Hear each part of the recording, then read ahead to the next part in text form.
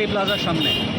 এই বিল্ডিংটা হচ্ছে মীর কাশেম আলী খাঁর ছিল, যাকে ঘাতক দালাল নির্মূল কমিটির ওই আন্দোলনের সময় 2016 সালে ফাঁসির কাস্টে ঝুলিয়ে হত্যা করা হয়। এটা একটা পরিকল্পিত হত্যা। যাই হোক, এই বিল্ডিংটার মালিক উনি। ওনার বাংলাদেশে অনেকগুলো অবদান আছে।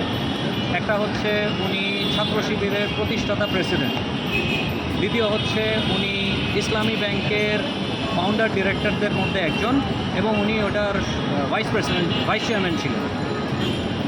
ইবনে সিনা ট্রাস্টের উনি প্রতিষ্ঠাতার একজন। যাই হোক, ওনার জীবন অনেক বর্ণাঢ্য। প্রথমে আসি, এই বিল্ডিংটাতে গত ফ্যাসিবাদ সরকারের আমলে তারা একবারও ঢুকতেও পারে না। উনি যুদ্ধ অপরাধী কি যুদ্ধ অপরাধী না, ওই তর্কেও যদি যাই, ধরে নিই উনি যুদ্ধ অপরাধী, ওনাকে ফাঁসি তো দেওয়া হয়েছে, কিন্তু ওনার প্রপার্টি কেন আওয়ামী লীগের দোসররা এইভাবে করে দখল করে রাখছে, যেখানে তার যে আত্মীয় স্বজন বন্ধুবান্ধব অথবা তার যে ওয়ারিশ, তারা কেউ কখনো এই বিল্ডিংয়ে ঢুকতে পারে নাই 5ই অগস্টের পূর্ববর্তী সময়। ওই সময়টায় এই জিনিসটা দখল করে রেখেছিল ইকবাল হোসেন অপু নামে এক এমপি, যে শরীয়তপুরে ছিল এবং শরীয়তপুর 1 আসন থেকে পরপর 3বার নির্বাচিত সংসদ সদস্য।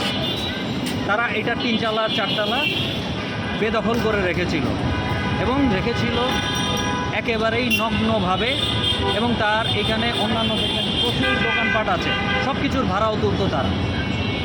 এই ছিল আওয়ামী লীগ। একটা মানুষ যুদ্ধ অপরাধী হইতে পারে, তার আত্মীয় স্বজন তো যুদ্ধ অপরাধী ছিল না, তার ওয়ারিশরা তো যুদ্ধ অপরাধী ছিল না, তাদের যেটা প্রাপ্য সেটাও আওয়ামী লীগ কিন্তু কখনোই মানুষকে দেয় নাই। তাদের অত্যাচারের মাত্রা এরকমই ছিল। আসসালামু আলাইকুম।